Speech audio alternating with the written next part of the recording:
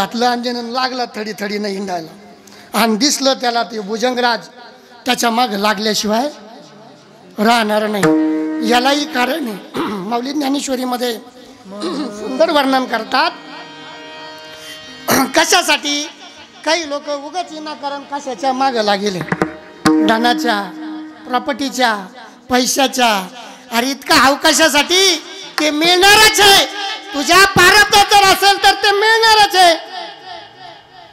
वाळूचे कण रगडीता तेल ही गळे, प्रयत्न केला, try it is no cry, ट्रायच नाही मग क्राय रडत राहणे।